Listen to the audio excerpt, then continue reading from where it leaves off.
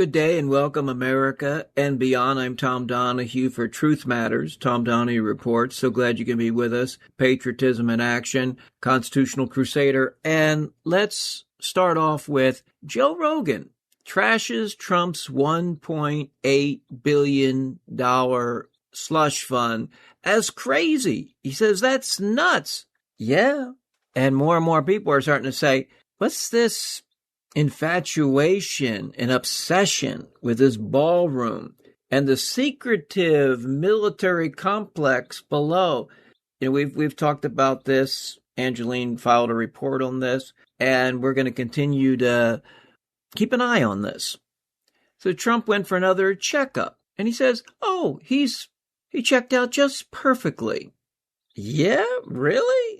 I mean, look at those ankles, those hands, even the face, the drowsy Don's sleep fest during cabinet meetings, his diet. Not so sure about that. Says Trump friction with GOP senators may imperil his agenda. Yeah, he's having issues with several U.S. senators. About time. Cabinet devotees, 1 out of every 6 sentences loyally sucking up and flattering Trump. So 1 out of every 6 sentences has to be praised, lavished upon Trump and professing their loyalty and allegiance and servitude and subservience to Trump. Just absolutely sickening. Candace Owens still brawling with the rabbit, and this is the article from Mediaite, rabbit Laura Loomer, who I call Looney Loomer, because she's been institutionalized at least twice that we know of, and has professed to be suicidal on many occasions. And there's wild accusations going on, so you guys can look into that. There's even speculation, as of today, that focus groups are looking at who could emerge on the GOP side as a potential strong presidential candidate. And surprisingly, in these focus groups, Candace Owens' name is rising, even above Tucker Carlson. Now, I want to remind you that when Trump was having his downtime as it related to the J6 rioters and all the legal cases against him and losing the election, yes, you did lose. It wasn't stolen. And I've looked into it and I've talked about this at length. Doesn't excuse irregularities, but the margins were too wide. Otherwise, you'd have to say Trump stole the election. And he didn't steal the election. He won this time. And he won twice, 2 out of 3 falls. Okay. But during this downward spiral that Trump had, even though he had one of the greatest political comebacks, the candidate that was being pushed by Rupert Murdoch at the time, after DeSantis faltered, was Tucker Carlson. At that time, Tucker said, no, thank you. And of course, he was pushed out at Fox News. And I've talked about the good, the bad, and the ugly regarding Tucker Carlson. So I don't trust him completely. And I'm always dubious of anything that he says or does. But nevertheless, he does do some good work and investigation and interviews, and I got to give him credit. So you've got these renegade outsiders to some degree that could surprise people. AOC is becoming a progressive superstar that I believe is destined to fail for the Democrats, but that's just my view. There's an article from the New York Times as Trump's self-indulgence deepens GOP fears in the midterms. Yeah, it's got to be all about Trump. Naming rights, licensing, ballroom, the Trump Kennedy Center, peace prizes, even though he's a wartime president, a warmonger, starts wars unprovoked. Interesting article from the National Review, how the American right went European. And it talks about a lot of, Steve Bannon's one of them, but some of these conservative ideological figures and how they've worked their way into European politics. And I may circle back to that. Trump cannot stop his insane social media sprees. he's the meme master. And the other day, he posts images of Obama, Comey, and others in prison jumpsuits. And he says, sick group of people.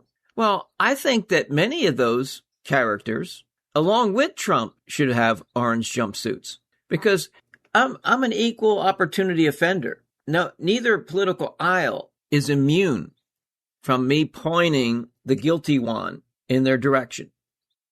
Isolated J.D. Vance plans nuclear 2028 option after loyal ally Gabbard exit as insiders deliver brutal verdict on the VP's future. Now, it's reported that J.D. Vance, even though he is a political chameleon, he's a creation of the tech titans, and he's on a tightrope from his masters at, the tech titans. He was against Trump going into a full-fledged ground troops war with Iran. And because Rubio is a bona fide neocon, internationalist and globalist, representing the Shapiros and the Levins and the Ted Cruzes, he's getting the Trump push.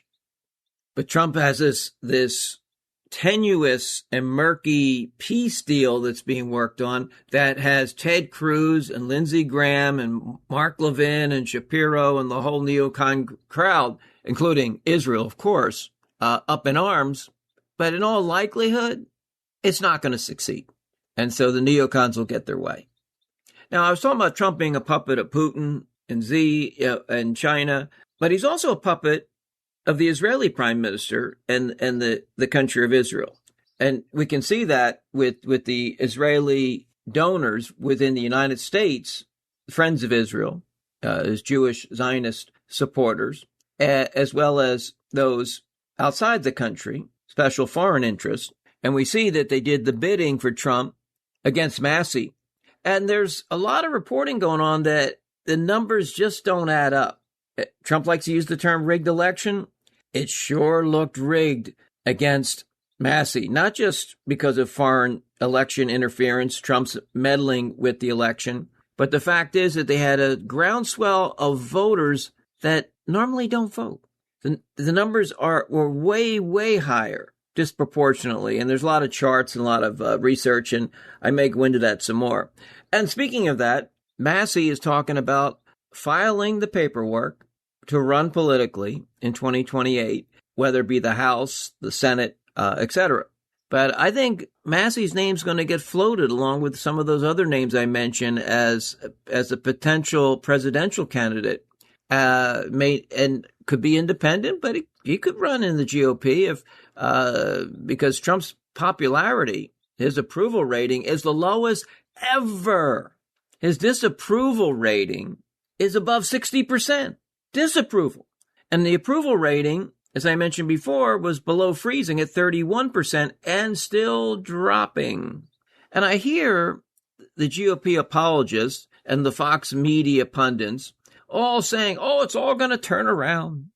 Like Trump is playing 5D chess or something, and that he's got it figured out. And it just, we're just, don't worry.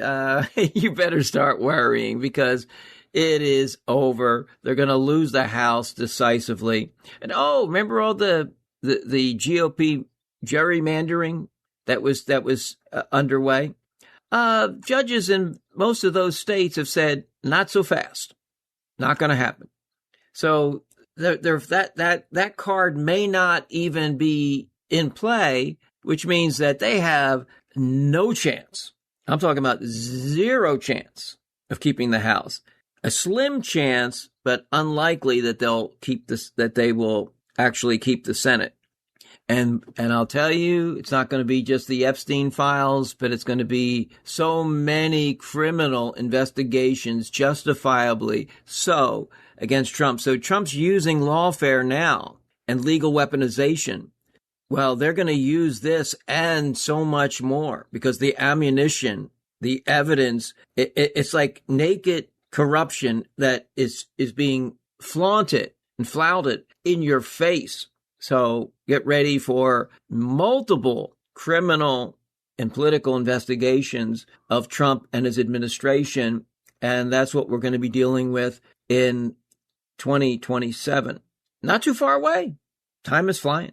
Okay, we're going to take a break. I want to come back and I'm going to talk about Trump's glowing praise for the history and the institution of the Federal Reserve. Wow. And the special guests that were in attendance for the swearing in of the new Fed chair. Whoa. Right back. Hold tight.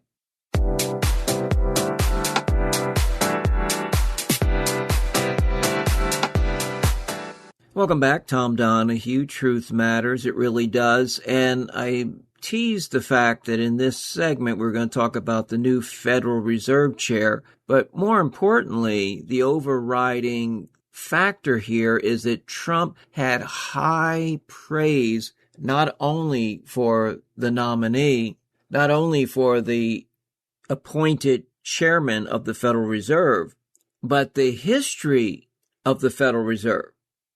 Lavish praise on the institution. Now, wait a minute. I know that Roger Stone, I know that various other people that have worked with him, including Bannon, have schooled Trump, although he probably knew some on his own about the history of the Federal Reserve and its stranglehold and its control over not only the U.S. economy, but the world economy in conjunction with the Bank of England. But if you listen to Trump's introduction, not only, as I mentioned, glowing praise for Kevin Warsh, W-A-R-S-H, but also the Federal Reserve as a monetary institution. And remember, if you go back to The Creature of Jekyll Island, Secrets of the Federal Reserve, these authors clearly pointed out, among others, that the Federal Reserve is a private independent agency that's quasi-governmental. But they all come from these elite backgrounds that are tied to Wall Street and to the power elite that run the economies of the world, and that we are indebted to the Federal Reserve System. John F. Kennedy, like Andrew Jackson, started to buck the Federal Reserve System, and he printed $2 and $5 bills with a red seal, not a green seal, that said United States Treasury note, non-interest bearing, rather than Federal Reserve note, and he didn't last very long after that. But there are factors beyond the Federal Reserve that were crucial in the targeting and the assassination of the president at that time. Now, Trump has been hypercritical of policy, but not the institution. He's been highly critical of the chairman of the Federal Reserve. So he had personal and political issues with the chairman, the outgoing chairman, who's now going to still be part of the board. Okay, he's not going away. And he had issues with Federal Reserve policy and interest rates. But Trump never took a swipe at the history, the dark and mysterious history of the Federal Reserve. So that tells me that with all the bank loans that Trump and his empire is tied to, and that all his connections through New York, that he realizes where the power lies, and that in a superficial way, he can throw out this criticism, but he's never went after the institution like Rand and Ron Paul and various other congressmen and senators over the many decades. So you can listen for yourself. But the other thing that was striking was it was pointed out that Kevin Warsh, he was mentored at the Hoover Institution at Stanford by George Shultz. Now, George Shultz was considered by Eustace Mullins as part of the Council of Five that ran the world at that time. And when George Shultz would walk into a congressional hearing, you could hear a pin drop, and people were in abject fear because they knew how powerful he was, not just because he was previously the chairman of Bechtel Corporation, but because of his ties to the Rothschilds and the Rockefellers and the hidden hand of the globalist New World Order. But George Shultz served as Treasury Secretary, Secretary of State, And he basically did what he wanted. So he and George Bush, Mr. Skull and Bones, and Trilateral Commission high-up member, were keeping Reagan in check. So this guy was mentored, just like Condoleezza Rice, and also she was very involved with Warsh. And let it be known that Condoleezza Rice, various other Bush administration figures, other people from the legal, the political, the banking, the economic, Wall Street communities were represented at this swearing in. So he becomes the 11th Federal Reserve chair of the modern banking era. He was a high-ranking board member that George Bush brought in 2006. He stayed on through part of the Obama administration. But he was sworn in by Clarence Thomas in the East Wing of the White House, which is highly unusual. So he's the first Federal Reserve chairman sworn in at the White House since Alan Greenspan in 1987.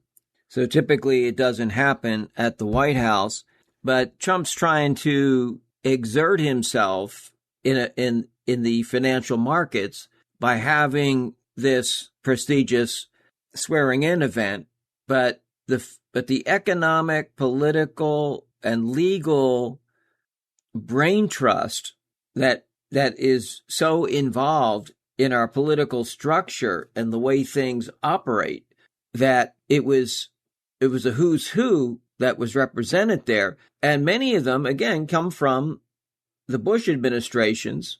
And it shows you that Trump continues to rely on the establishment, the established order to run things.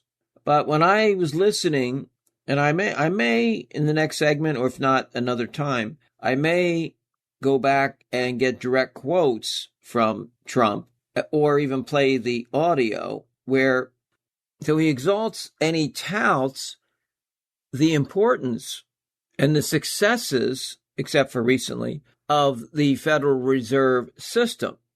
So it'd be interesting to find out who brought Warsh to Trump's attention and essentially installed him. But Trump, absolutely said that he wants him to be not accountable to him and totally independent, which Trump always tries to exert a certain level of influence. But he has been quoted, and they can refer back to the fact he says, I want Kevin to be totally independent, Trump said at the start of his swearing in ceremony. Don't look at me. Don't look at anybody. So I mentioned earlier that Jerome Powell, who served 8 years, will stay on as a governor in the Federal Reserve System. So he's not going anywhere, and he'll certainly be highly influential.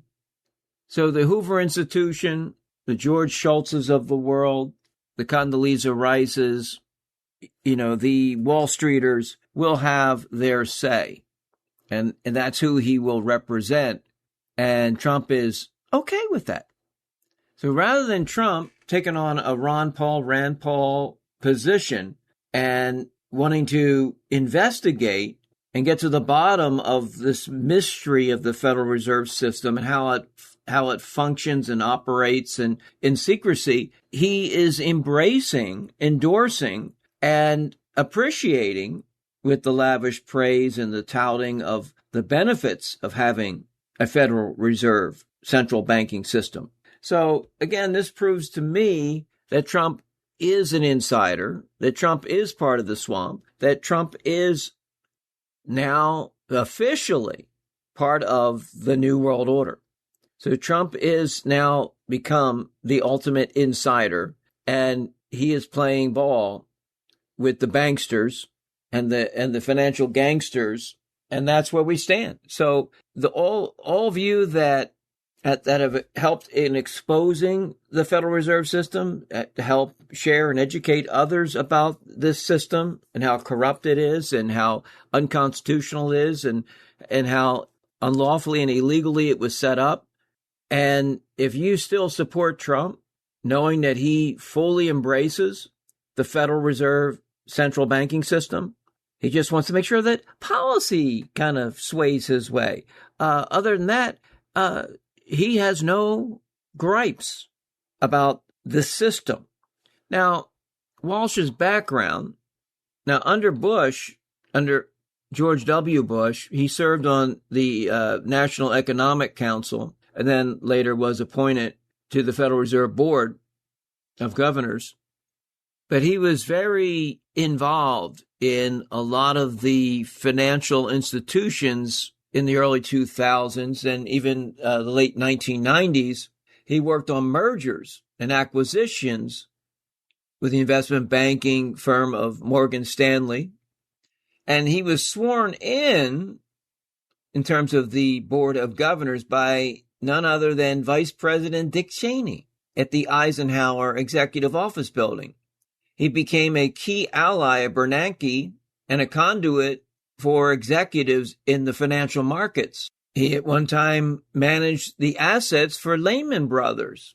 He was involved in the suggestion and the urging of the president of Morgan Stanley to merge with Citibank, or they like to call it Citigroup, which anytime you see the word Citi, and Chase Manhattan is typically associated with the Rockefellers. Anything with the word city as in London, owned or controlled by the Rothschilds.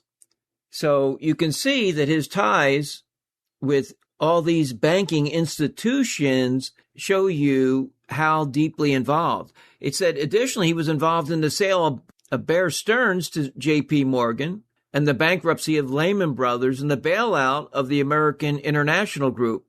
So he was in the thick of things with all these different financial Wall Street institutions. And so some would say, well, that's great experience to understand the markets and understand the banking industry and Wall Street. Well, that tells me that he's the ultimate insider. Okay. That's just my view, and I'm holding to it. So we've got a guy that has worked with the established order of the Federal Reserve System, of Wall Street, of the Hoover Institution, and was mentored by none other than George Shultz, Condoleezza Rice. So he, and of course, he worked under Bush Cheney, and then later Obama for a certain period, or at least during Obama's presidency. And now, I guess the question I want to go back to is, who advised Trump to choose him as the newest chairman of the Federal Reserve?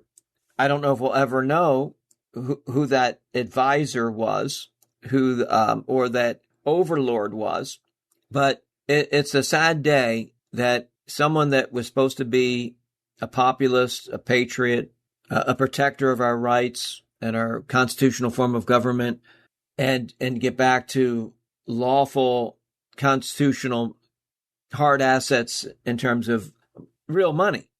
And instead, we have the endorsement and the embracing of the Federal Reserve central banking system. And if that is not enough evidence that Trump is now one of them, not one of us, you don't clearly understand who runs the world. Okay? More to come. Hold tight. Tom Donahue, Truth Matters. And that's why this matter, in terms of financial matters, really matters and affects all of us.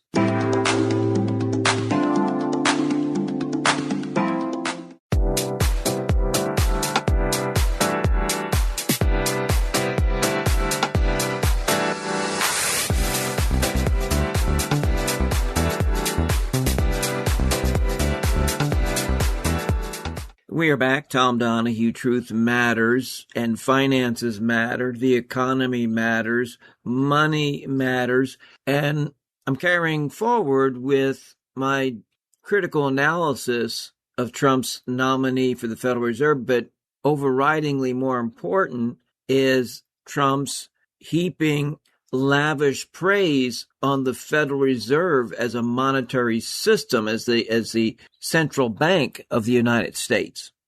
Now, one of the key quotes in his lavish praise was, "The Federal Reserve System is a pillar of the world financial system and the most important central bank anywhere in the world." So again, as I mentioned, Trump criticized the last chairman criticized policies, but never the institution. Even though he said policy-wise they lost their way recently, he never did anything to undermine the actual infrastructure, if you will, or the concept or the institution as we know it. So unlike Rand and Ron Paul, he never challenged the legitimacy, the authority, the constitutionality, the lawfulness of the Federal Reserve System. He never called for an audit of the Federal Reserve System. So his was all superficial, surface wound kind of stuff, even though many of the senators and congressmen got annoyed at Trump bringing a suit against some of the Federal Reserve renovations when look at Trump and all the renovations he's doing. It's colossal hypocrisy. But nevertheless, Trump, in the same vein, said he doesn't want to interfere. He wants the nominee, the sworn in new Federal Reserve chair, to have complete independence. Well, Trump says a lot of things, and he reverses himself quite often. So he's a master of contradictions. But in my view, when you heap this lavish praise and you recognize the authority and you legitimize further the Federal Reserve banking system, our central bank, then to me, you have become an insider. To me, you are one of them. To me, you are part of the swamp. You are part of the problem. And we know that Trump has many, many loans from a lot of financial institutions that certainly are connected to the Federal Reserve System. We know that Trump had very strong relationships with many of the Wall Streeters and New York bankers and hobnobbed with them. We also know that Trump met with Henry Kissinger when he became the nominee as the Republican candidate and got the blessing from Kissinger. Now, to me, if you were a true patriot, and I did bring this up a while back, I said, well, maybe he's just trying to play the game to get it. And when he gets in, he won't have those connections to Kissinger and other high up globalist New World Order folks. Well, I was wrong because he installed in the Treasury and other financial posts within his cabinet individuals that he even referred to in cabinet meetings as, oh, he's a good globalist. Well, I'm not saying that all globalists have to be bad people, but they certainly aren't representing our interests. And so I would have to challenge them on so many things. But Trump actually hired, without any reservations, people that were declared globalist, internationalist, and also neocons like John Bolton. And no one forced Trump to hire these people. They were certainly recommended by people. I mean, I know Hannity said, that he thought John Bolton was reformed, and he's been a frequent contributor on Fox News back in the day. Now, Bolton's still trying to bark orders about wanting Trump to continue bombing, to continue the war, to not surrender in negotiations to the Iranians. Hey, I don't care how Trump does it. He just has to get out of there. He's got to stop the war, okay? I'm not so worried about anything but human life and our own national interests. But back to the Federal Reserve, I gave you some background in the last segment about Warsh. I think it's W-A-R-S-H, Warsh. You almost want to say Walsh, but it's Warsh. And maybe he has his own unique pronunciation. I don't know. I don't care. But that's his name. And he comes from the background of the banksters and the gangsters in New York and the Bush Cheneys. And so he is part of the established order. We talked about the fact that he was mentored by George Shultz, Condoleezza Rice, others at the Hoover Institution at Stanford University. But these were a couple things he had to say. Well, these are some quotes and some of the things he had to say. Criticize the Fed's policies, including low interest rate policies coming out of the coronavirus pandemic, which he says contributed to the largest U.S. inflation spike in 4 decades. More recently, he sometimes echoes Trump's demands for lower rates. He says productivity gains from artificial intelligence will help the economy grow more quickly without spurring inflation, enabling the Fed to reduce borrowing costs. Many Fed officials, however, disagree that AI's development will support rate cuts, especially because the technology has also been blamed for large-scale layoffs in the computer sector and other parts of our economy. And so Warsh promised to lead a reform-oriented Federal Reserve, learning from past successes and mistakes, both escaping static frameworks and models and upholding clear standards of integrity and performance. He told Trump he believes these years can bring unmatched prosperity and will raise living standards for Americans from all walks of life, and the Fed has something to do with it. He further noted that the Fed's mandate is to promote price stability and maximum employment. When we pursue those aims with wisdom and clarity, independence and resolve, inflation can be lower, growth stronger, real take-home pay higher, and America can be more prosperous. These globalists in place, like Ludnick is another one. Trump always has somebody in these cabinet posts absolutely represent Wall Street and represent the globalist New World Order. So Trump now has given his stamp of approval and thinks that, well, okay, I've got a guy in there I kind of like, and, I nominated him. He didn't just, as you can tell from his history, his background, his bio, he didn't just come out of nowhere. He didn't part of the established order. This guy can say what he wants during this press conference, but he is going to represent Wall Street. He's going to represent the banksters and the gangsters. He's going to continue the traditions of the Federal Reserve in terms of its secrecy, in terms of its mission, which is opposite of the stated mission, because he's there to protect the most wealthy and the true stockholders and owners of the Federal Reserve System. And in the event that you're unaware of Eustace Mullins and Secrets of the Federal Reserve, researchers and authors, Mullins brought to my attention many years ago that he was able to obtain through the Federal Reserve the actual stockholder certificates of what percentages the banks owned in each of the 12 regional banks. And there are actual stock in the Federal Reserve private centralized bank. And at that time, I don't have the current stockholder list, but the 5 big banks in New York, which the New York Fed really controls the other 11. That's where the power hovers over the Federal Reserve System. They make it look like, it's regional. These other regional areas, they are representing the U.S., and it makes it look like it's all out of New York. Just like the Bank of England is all out of London. And so these 5 banks were controlled by Rothschilds and Rockefellers. And they owned, at that time, 63% of the shares. And when I was looking at these certificates that Eustace Mullins had found, through his research and through actually visits to the Federal Reserve, it was funny, he said when he met with people that they said they were going to share due to public disclosure laws, these certificates, they had his copies of his book there in their reference center.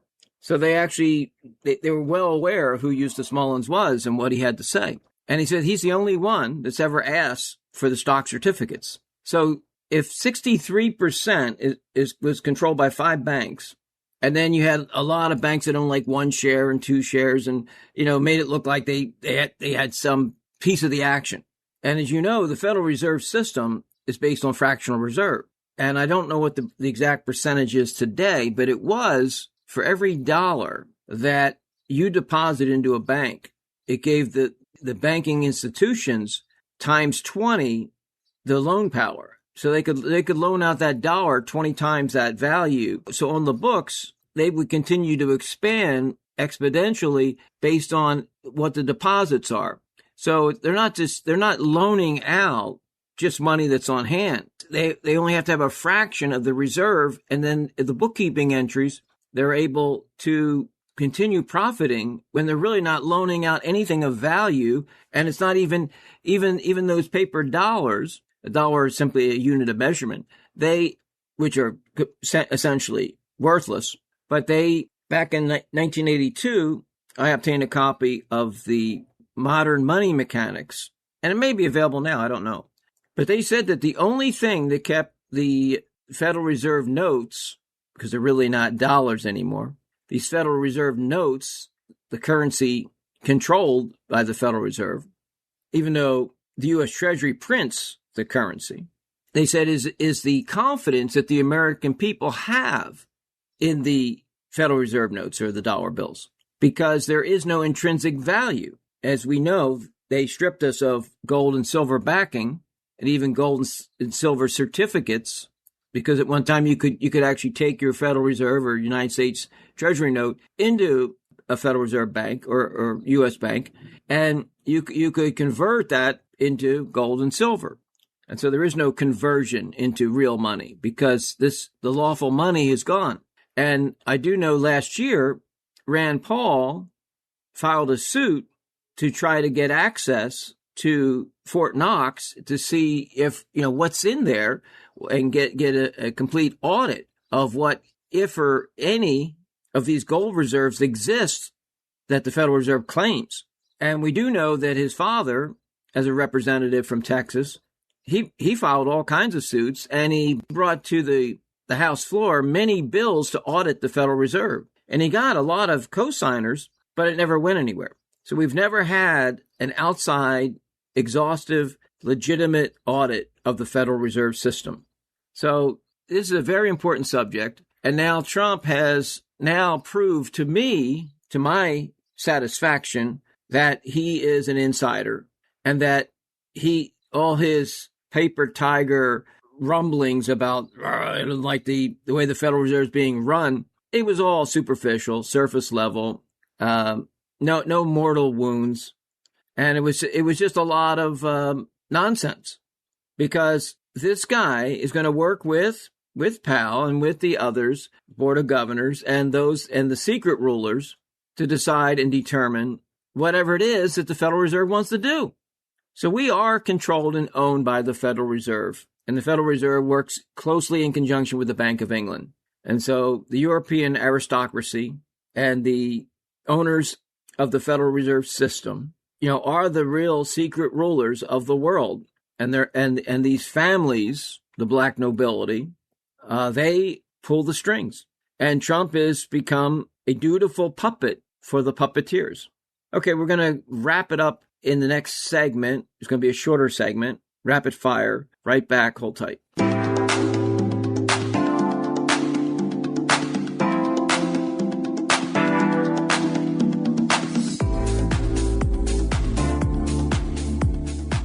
Tom Donahue for best-selling Eden Pure Thunderstorm 2 air purifier uses proven oxy technology that quickly destroys viruses, odors, mold, and so much more with thousands of 5-star reviews. It really does work, and I can tell you I've used it for 8+ years. Every day. Any smell will vanish after just a few seconds with the thunderstorm being on. Odors from litter boxes, trash cans, cigarette smoke, mildew, and much more are no match for the Thunderstorm 2. The powerful thunderstorm sends out O3 molecules which seek out and destroy odors. These molecules even go behind and under furniture. Nothing can hide from the thunderstorm. Best of all, no filters ever, saving lots of money. Start enjoying your clean home again. You can save $50 on an Eden Pure Thunderstorm 2 if you click on my link at my website. Add another unit and you'll get an additional $20 off. Each additional thunderstorm you add to your cart while shopping, you'll get that additional $20 off. That's $70 for every additional one you place your order for. You must click on my link at my website to get these savings. Reiterate some of the major points. The Thunderstorm 2 proven oxy technology destroys viruses, odors, mold, mildew, cleans the air of allergy-causing particles so you can breathe easier again. Freshens the scent of your home. It gets rid of any odor, whether it's litter boxes, trash cans, cigarette smoke, cooking smells, and I cook with garlic, and it works. So never breathe dirty air again in your home. No filters to buy. Takes up virtually no space. It plugs directly into the wall. Very quiet, nearly silent. great for use even in your bedrooms. It's compact even for travel. If you're staying in a hotel and you know how musty and mildewy those hotel rooms can be, Tom Donahue, Eden Pure, and you go to TomDonahueReports.com, TomDonahueReports.com. It'll take you to the Eden Pure Thunderstorm 2. All the information's there. As soon as you start clicking through the shopping cart, you'll get those discounts because you're clicking on my link. Absolutely 100% endorse this and have used it for more than 8 years. These units at the regular price is quite a deal. But then you get $50 off by simply clicking on the banner, and each additional unit, you can take another $20 off per unit. So that brings the price to $59. I don't know how they do it. It's an incredible product already. Tremendous pricing. Take advantage of this by clicking on the banner, TomDonahueReports.com, Eden Pure. It's a must-have. I use it every day and completely 100% endorse it.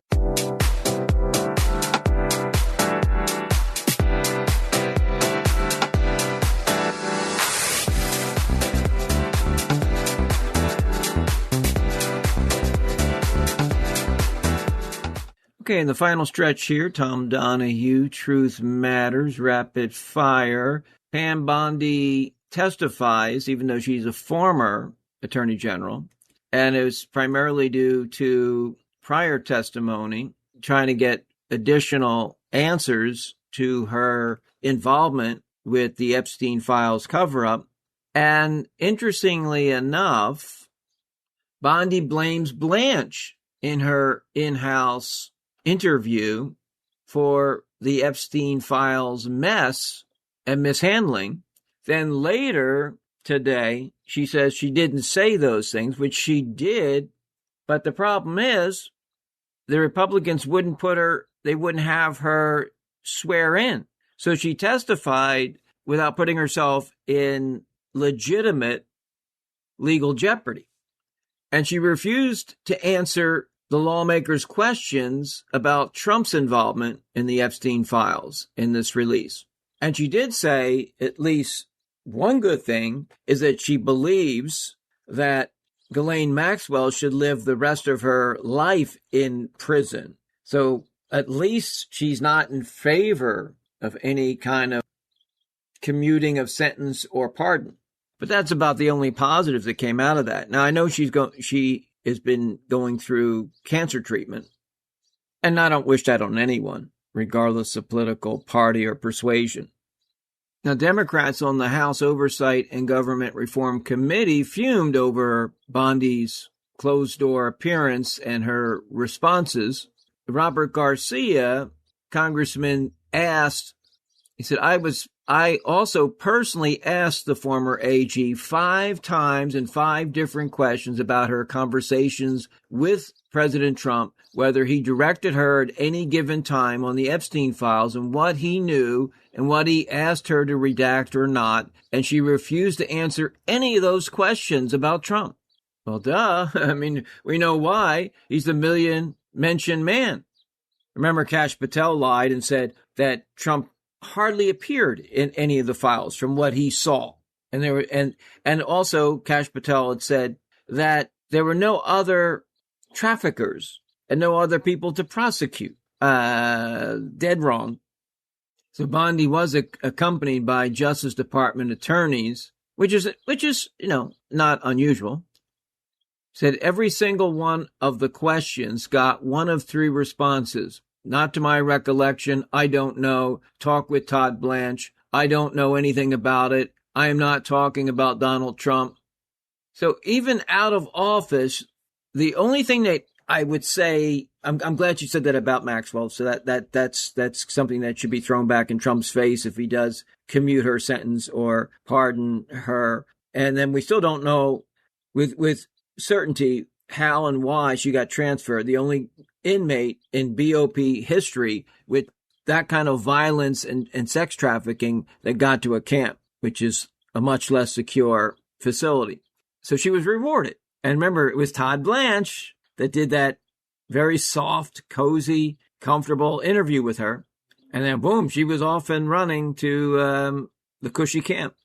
The other thing that came out of this was that she is pointing this whole mess, she said, because in her position as AG, she had to delegate, and Todd Blache took those matters under his wings. And so it was his primary responsibility. So she is trying to absolve herself, and that she didn't have that close of ties or oversight to the Epstein files, which is a blatant lie. The good thing is that Todd Blache wants to be Attorney General. He's been auditioning for the part for quite some time. He's the acting AG, and now it's all on his lap. And so how could you vote for his nomination to be the AG, not just the acting AG, if he is the man that bungled this colossal mess, this cover-up of the Epstein files?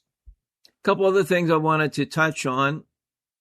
Judge orders the removal of Trump's name from the Kennedy Center. I like that. He had no right to do it. All these naming rights and license deals and statues and monuments and demolition done. I mean, you look at what's going on at that White House. Holy Toledo. I mean, we are the landlord of the White House, and he should be evicted for all the demolition and the destruction and devastation. Demolition done. A federal judge, more importantly, blocks Trump's $1.8 billion anti-weaponization slush fund. That's been blocked.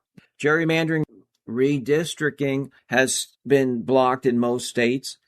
His naming rights is in jeopardy. And there's many, many other lawsuits. Oh, and Trump wants a $250 bill with his picture on it. That's not going to happen. The latest poll came out. More than 60% say the cost of living has never been worse. So he has now exceeded Biden and Carter in terms of the economic misery index. Good job, Trump. And then we've got Jeanine Pirro, Judge Pirro, part of the DOJ, a U.S. attorney in D.C. She is now seeking the names of social media users that are critical of ICE. So she's become the Gestapo. And remember, she was a Fox News contributing star. So out of central casting, Trump grabbed her. So things are not going so well, but we're going to continue to persevere, tell the truth, stand up for the truth, speak up, speak out where we can, and try to make a difference. Tom Donahue, Truth Matters. Till we meet again, have a great week.